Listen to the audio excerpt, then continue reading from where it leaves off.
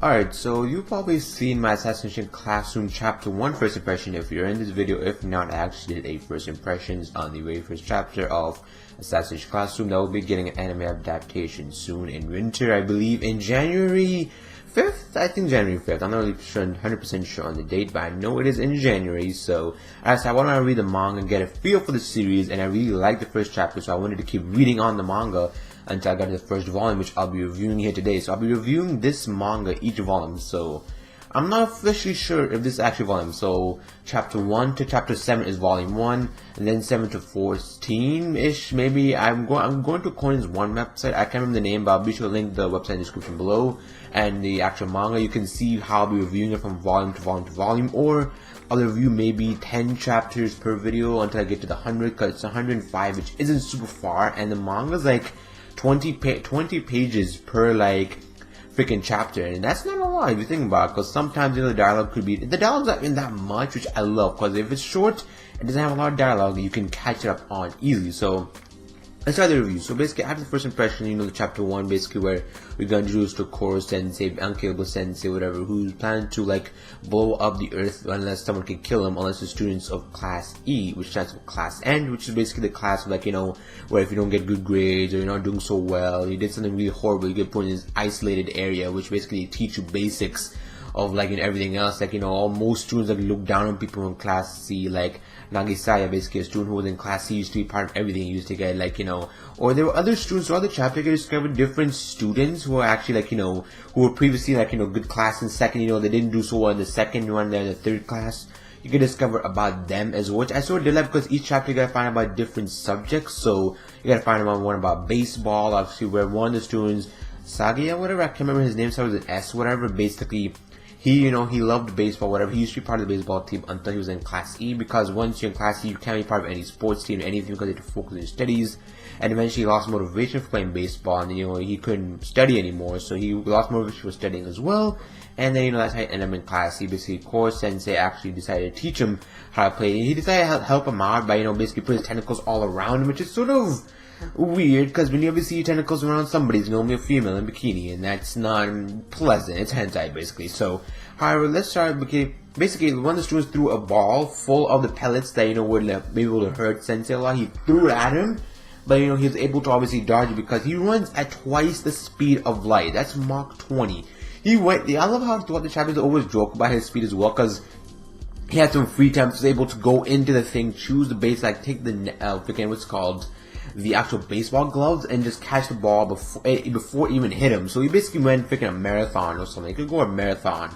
He could go to different countries in the world and everything else, and that was pretty freaking hilarious as well. 'Cause I love how he's so fast, yet he's so nice. That's what weird about Koro Sensei. He's more human than most of these people are, and they're trying to kill him. Like, I know he's trying to blow up the earth and everything, but he's basically, obviously like a normal human being would. Like, obviously trying to survive on a budget. He has a paycheck, he has to pay for everything else. He can't eat without money. Obviously, I like how he's human, but he's not actually human. He could literally just destroy the earth anytime he wants to, because he could literally just blow it up. And I wonder, how is he going to blow up the earth? He's going to blow himself up, or is he just going to get outside the planet and blow it up? I don't know how he's going to do it. I don't know why he would do it, but I guess that's his purpose, and that's what Class E is meant for. A classroom full of assassinations. Assassinators, basically people who kill other people, insane, mad people who will try to kill everybody. And like, every time you see the students who try to get close to him, they will try to, obviously you'd feel happy about it, but obviously they'll try to kill him, and he's always dodging these knives and everything else. He does that on the daily. I would feel bad for him, man. He does it on the daily, dodging all these knives and everything else. Like, obviously students trying to kill him and everything else. And also,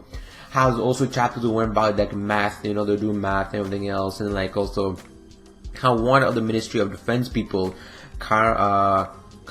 No, it wasn't Karama. It was Kurama or Karama, whatever. Starts with a K, whatever. I know most of the characters we're going to use Koro Sensei, Karama-kun, and Kurama. I think it's Kurama. I'm going to call him Kurama for now. Basically, part of the Ministry Defense. He was basically, talking about, we need more people there to keep an eye on him. We need to make sure these students are doing their task. Obviously, trying to kill him. And they are trying to kill him, but they want to keep a closer eye. Train the students. Obviously, he's a gym teacher, PE teacher, physical education teacher.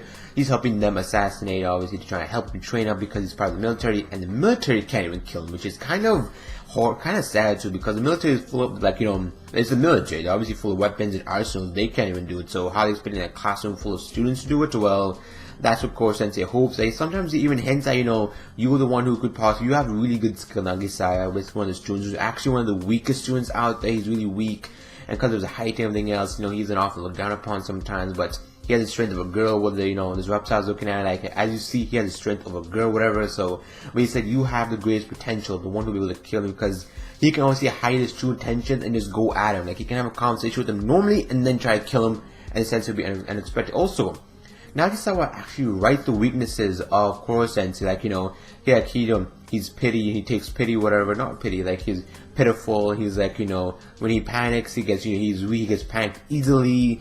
Also, all these other weaknesses he's trying to write. So far, I only wrote 3 weaknesses, I believe 3 of them, and, that could lead to, like, a major weakness. I think it was either major or minor. I think it was a major weakness he wrote as well, and also, like, how Karmakun, he got introduced, I believe, in either the end of the 3rd chapter, in the beginning of the 4th chapter, and like how overall, like, he was like, obviously he got suspended, because even though students were suspended for doing violent acts, also get thrown into Class E, which I thought was really interesting, because I thought it was a classroom full of people who weren't smart enough, or people who obviously looked down upon society as, the dumb people, dumbasses of the society, whatever. So overall, obviously Karmakun was there because he did some heinous acts back in the 2nd year, and he was thrown there.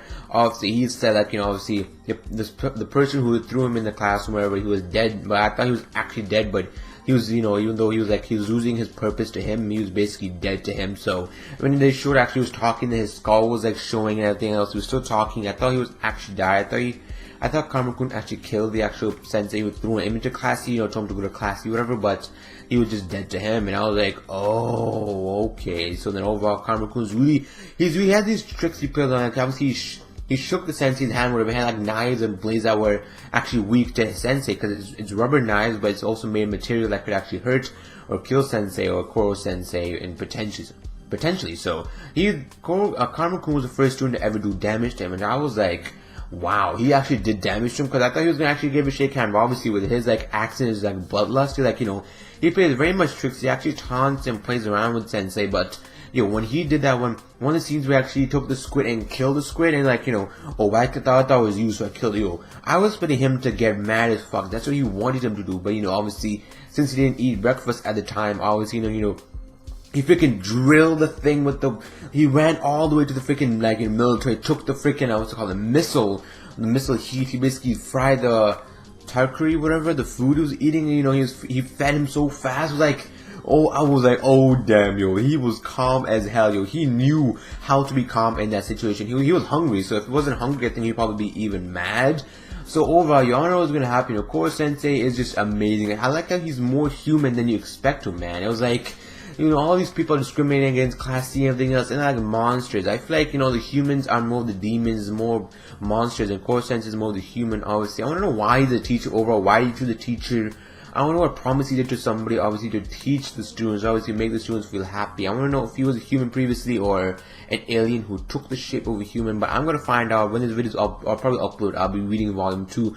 At the current moment, I'm done with volume 1. Even 7B was actually a little special, whatever, where it's basically him going around the world, wherever, like, and like teaching him like lessons, say, I'm gonna go around the world, do this. He goes back to Dubai, to freaking America, to all these different countries. It was a good little special.